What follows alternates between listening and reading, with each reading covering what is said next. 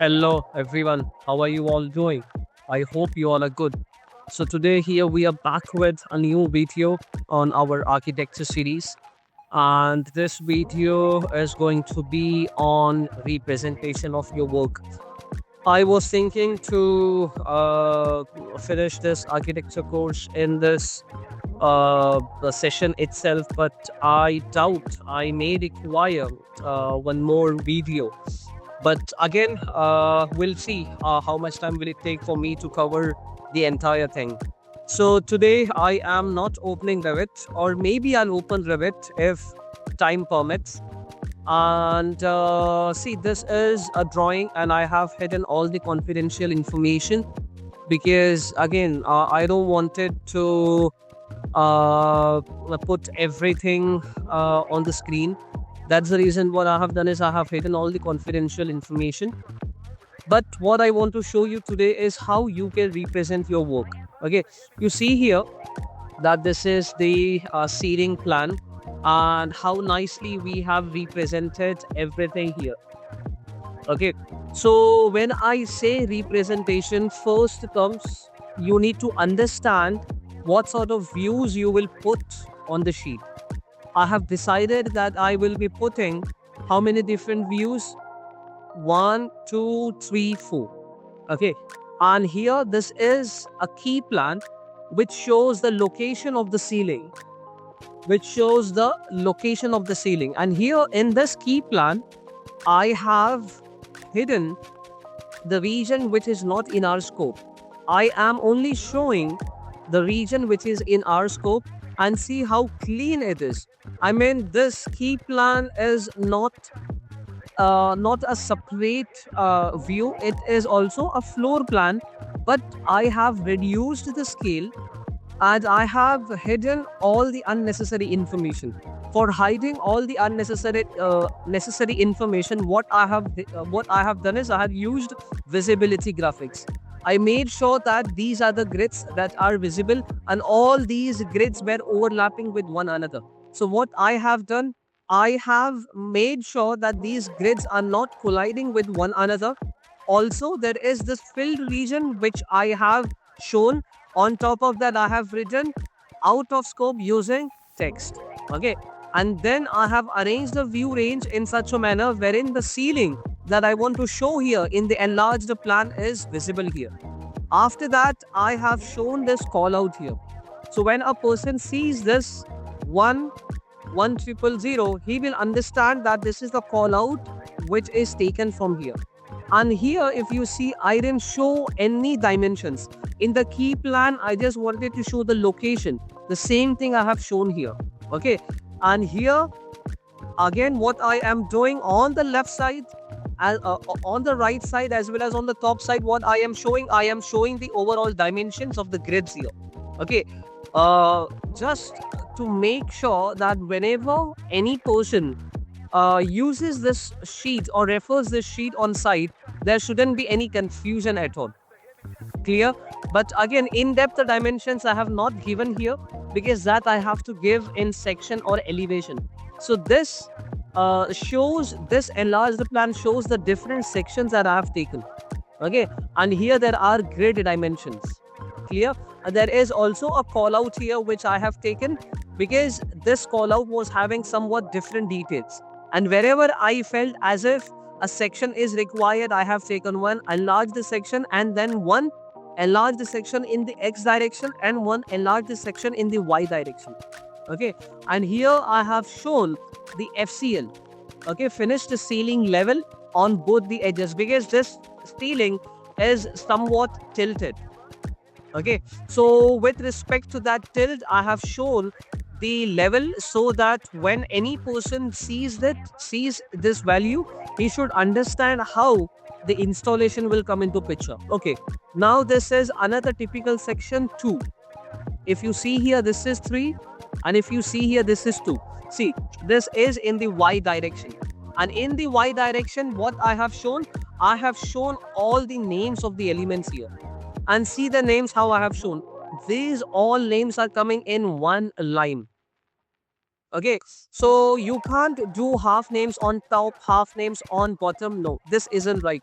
You need to make sure that no matter whether it is a dimension or whether it is the annotation, all those things are represented in one line. And if you ask me why my sheet looks so clean, is because I have disabled all the links that were not required. Okay, even after putting those links, there were unwanted lines which I have hidden by selecting those individual elements by pressing tab. And once after pressing tab, what I have done, I have hidden those elements here. Okay, and then again I felt there was a need for me to show the call out because of some differences in the element details. Again, there is a call out which I have shown on the another sheet, which I will take you through. Okay, so see here, you will not see any unwanted information. Okay, and this levels, I felt as if it's good that I show in half tone because I wanted to show only those details in full tone which were very necessary. Okay, and then if we come on to this third section, which goes from here to here, see how I have shown here. So here, this is a major section where the dimensions were required.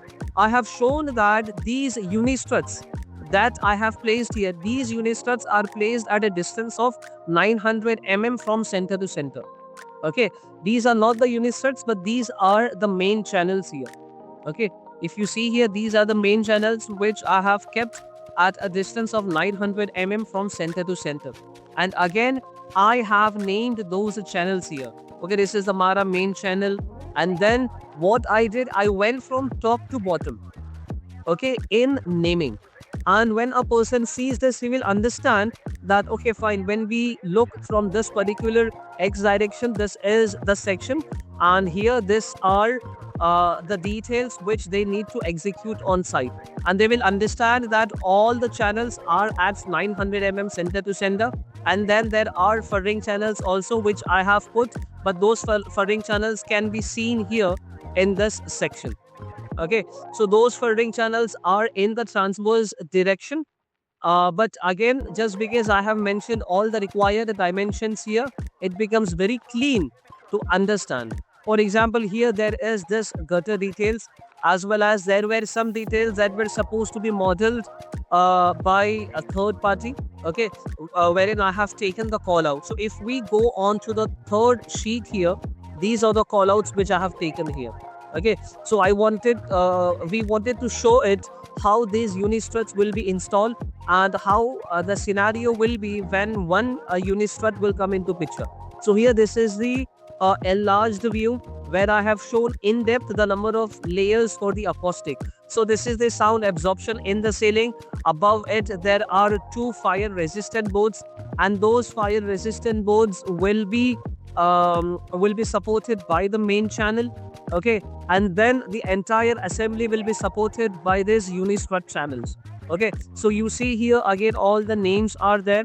Normally what happens is whenever a beginner works on the sheet, there are many annotation clashes. But here, if you see what has happened, all the dimensions which were supposed to be coming, I mean major dimensions, what I have done, I have taken them outside and showed it that there is a bit of change here in the unistruts because we wanted to avoid the clash with MEP. So with respect to that, we have made sure that those are at a distance of 400 mm center to center. And then these are the furring channels, and then these are the main channels which are at 900 mm center to center. But some furring channels we have kept apart at 1.8 meter. So we wanted to show those dimensions also. Hence, we have mentioned that thing also here. Okay, so what you can see here, not even a single dimension is clashing here. Not even a single dimension is clashing here. Everything is clean as well as crystal.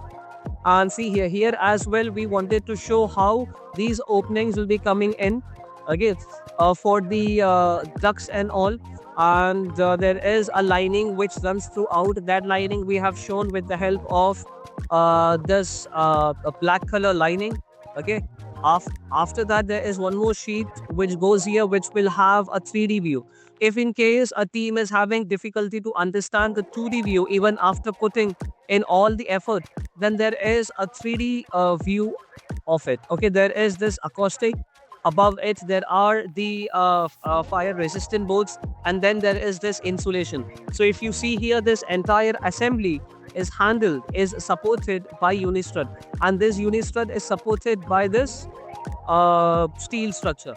So when a person sees this, he will get a clean idea of how the installation works here. Okay, and then there are these gutter details, okay, which will be responsible for carrying any water.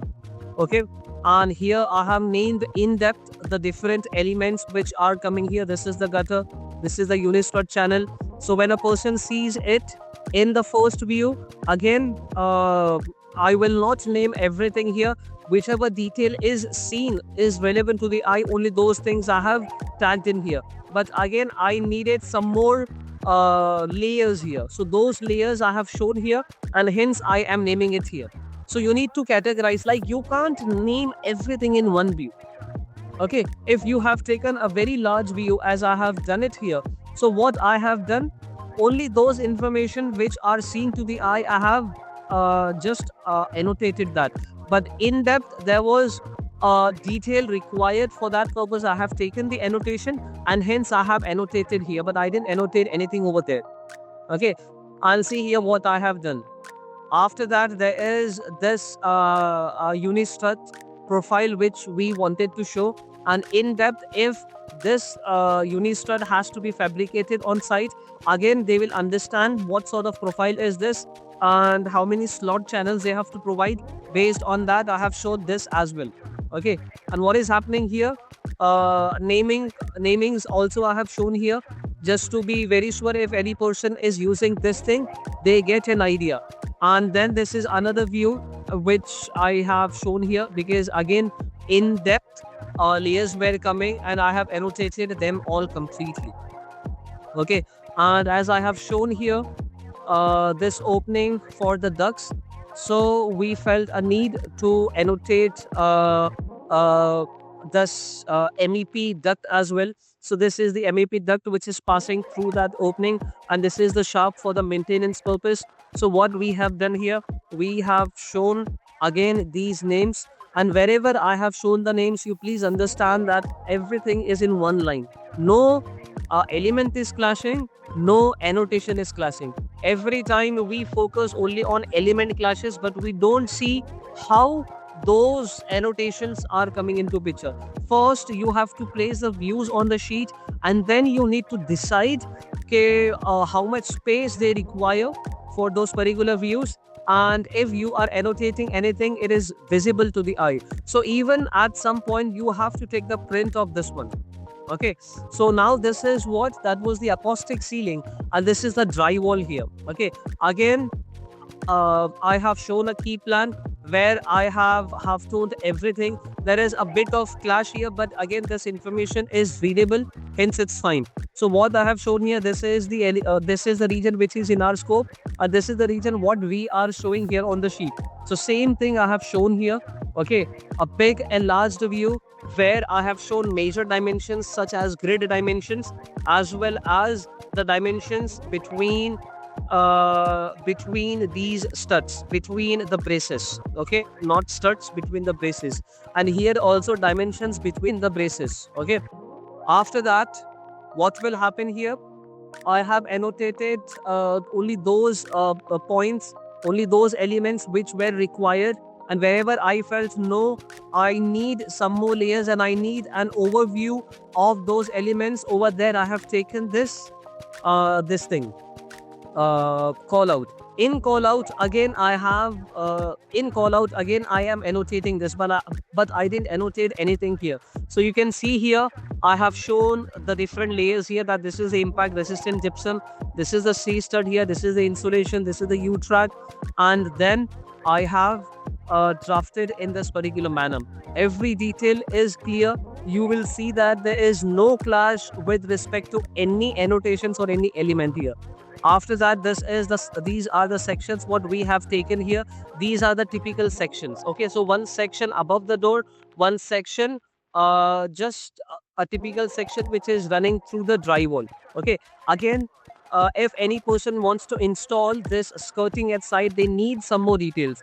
This is just an overview of the section here, wherein I have shown all the major dimensions for this skirting. Again, I have shown in depth here just to see.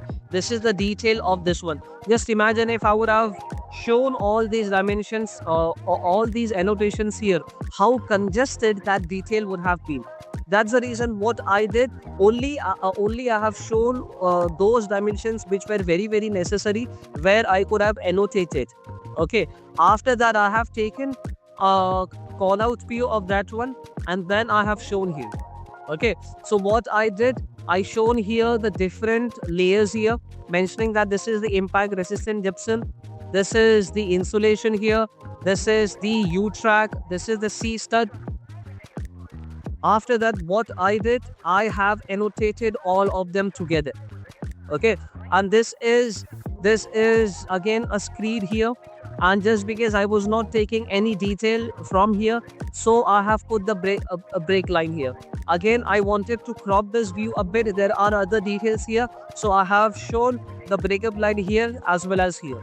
Okay, now with respect to this, the person will understand that how he has to install this particular skirting, and then if he wants further details on top, he will refer this section here.